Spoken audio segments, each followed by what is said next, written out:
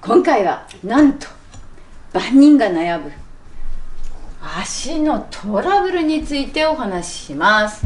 はい、整形外科医としては毎日のように足が痛い、足がしびれる、足がつけないっていう感じで足の痛みのお話、毎日ご相談を受けます。今回は原因別足のトラブルいろいろあります、対応しますっていうお話をしていきたいと思います。足痛くなったことありますか？やっぱりありますね、腰から、足までそっかそっか、しびれたりとか、はい、そういう時はありました。はい、これですね。まさにこの絵ですよね。ということでここにね、ちょっと代表的な足の痛みの4つの絵を描いてみました。はい、あっちが痛い、こっちが痛い、こっちが痛い、足の裏、親指のあたり、アキレス腱の周囲、いろんなところ足が痛みが出ます。次、ビリビリビリビリ、しびれる、触っても感覚がない、中には足の裏にお餅が張り付いてるとか、砂利を踏んでる違和感とおっしゃる方もいます。次、足がつる、ありますよね。万人が足がつりますよね。老若男女、年齢を問わず男女を問わず足がつります。はい、そして最後に腰から両方の足の絵を描いてみました。こんな風にビリビリビリ、電気が走るように痛い、もしくはここだけ痛い、ここだけ痛い、ここだけ痛い、だけど日によって変わるなんていうこともあるわけです。でこれに対してちょっと下に4つほど、答えを書いてみました。はい、なんか昔こういう遊びしませんでした？これの答えはこれだぞみたいな感じで線で結んでいただくっていうのあったかと思うんですけれども、はい、ちょっと結んでみてください。素晴らしいですね。これごめんなさい、自分問題作りながらどっちにでも回答できたものがあってこれをちょっとこう持ってきてもいいし、こちらをこう持ってきてもいいので、両方正解です。ほんと素晴らしい。さすが足の痛み長らく患ってきた身としてはよく分かってますね。はい、ということでこれ原因がいろいろ違うっていうことをお話していきたいんですよ。はい、一口に足って言ってもいろんな原因がある。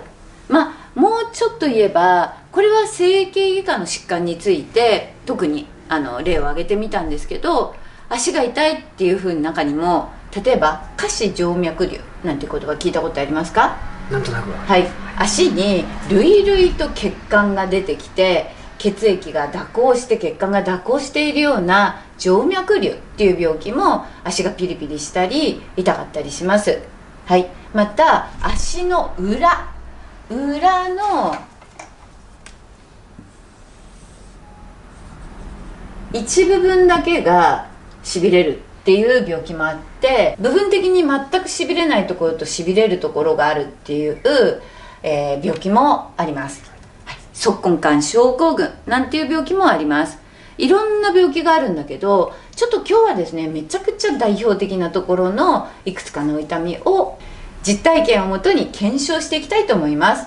そして、皆さん、視聴者の皆さんが私足痛いんだよねって思ってるんだけど、それを整形外科医に行った時に自分の痛みをしっかりとどの部分がどんな風に痛いかっていうことを伝えていただくことで、より診断が正確に早くできるようになると思うので、自分の足の痛みどんなところから来てるのかなっていうことを少し想像できるように情報をご提供したいと思います。ではまずこちら、坐骨神経、腰の疾患、ちょっと寝てもらってもいいですか？そうするとこれね、腰の病気、腰椎椎間板ヘルニアなんていうのは腰の代表的な病気ですけど、それだけじゃないです。例えば腰の変形性腰椎症とか脊柱管狭窄症とかいろんな病気ありますけれども、腰が原因で特に腰の中5つある骨の中でも下の方が悪くなると、そこから坐骨神経っていうのが足まで出ていくんですね。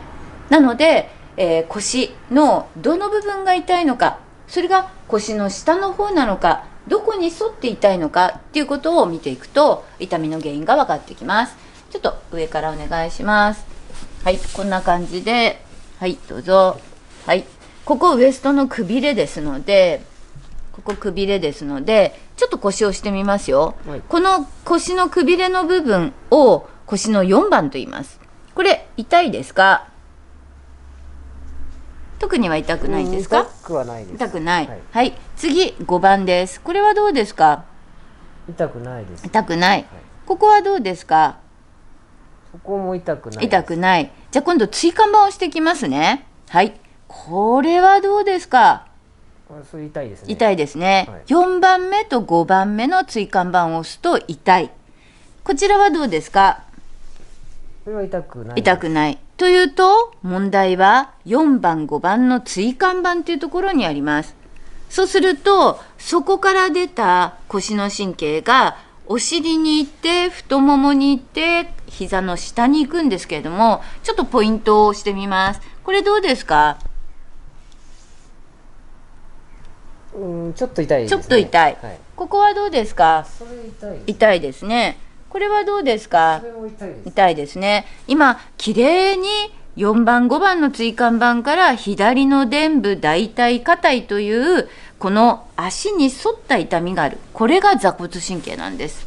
一方で右はどうですか？痛くないです。はい。こちらは？それも痛くないです。これは？そこも全然大丈夫。はい、明らかにこれ違いませんか？違いますね。違いますね。ということでどうも M さんは左の座骨神経が出ているようなんです。でもこれだけでは腰のヘルニアなのか、椎間板の変性なのか、腰の骨の変化、変形性腰椎症、なんだか原因はわからない。でも症状としては座骨神経で左の足が痛いと感じていたっていうことがわかります。はい。じゃあ今度感覚見ていきますね。はい。どうですか？触った感じ同じですか？同じぐらいですかね。だいたい同じ感じ。ここはどうですか？左右一緒ですか？ちょっとこっちの感覚は鈍いということはありますか？同じぐらいに感じます。感じる。こちらは？もう同じぐらいです。これは？同じぐらい。同じぐらい。左がちょっと鈍いかなっていうぐらいですか？はい。太もものところが少し感覚が違うかなっていうのがありました。これも番号によってどの部分が、感覚が鈍いかっていうのを見ていくと診断に役立つ情報となります。まだ、こうしびれ感、たまにこっちがビリビリするんですか？そうですね、たまにです。たまにですね。常にではないんですけど、たまに太ももから足の外側にしびれがあり、若干の感覚の鈍さがある。そして押すと痛みがあって座骨神経炎が起こってるっていうことが分かったので、原因としては腰が考えられます。はい。では起き上がってください。はい。でですね、ごめんなさい、どうしようかな。上向きだな。はい。はい。で、ちょっと足を立てましょう。はい。両方とも。今ですね、左の足が、腰から座骨神経痛があるということが分かりました。そういう方は比較的左の足がつりやすいんですよ。はい。足がつるときってどっちかっていうとこの辺つりますよね。そうですね。はい。なんかこう足が逃げてますね。顔をお願いします。どうですか？痛いですね。ということで、ここのふくらはぎに痛みがあり、でつるのってこの辺りじゃないですか？そうですね。はい、あんまり右はつらないですか？おそらく右はそんなにつらない、はい、やはりこの腰が悪い部分っていうのは足がつりやすいんですよ。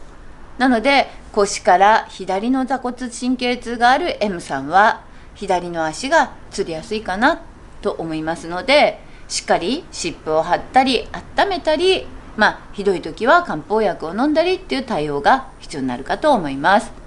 はい。では座ってください。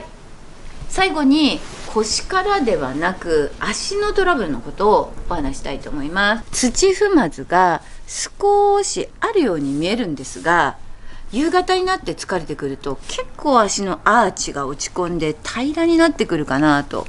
体重かけると結構足が平らになっているのがわかると思います。この部分ですね。しっかりとアーチがなければいけないのに、アーチがなくて平らになることを扁平足と言います。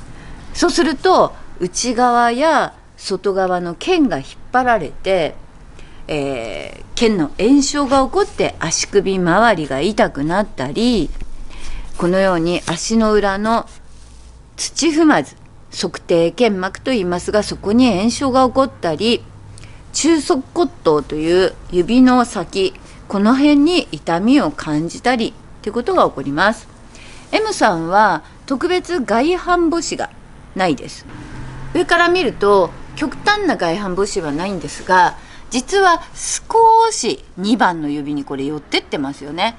だからちょっとだけその傾向があります。そんなにひどくないです。で、体重をかけると足がべちゃーっと横に広がってしまう。こういう足は非常に疲れやすいんですね。はい。歩いたりとか、あとその階段を結構最近登るように運動しようとしてやってるんですけど、はい、そうすると足の、裏とか、ここら辺とかが痛くなったりもします。結構ね、その痛み出てから朝起きて朝一番足つく時痛いと思いません？朝一も痛いです、ね、痛いですよね、はい、でちょっとこう10分ぐらい経つとこなれてきて痛くなくなるっていう感じですね、はい、こういう方はですね、結構足裏のトラブルが起こっています。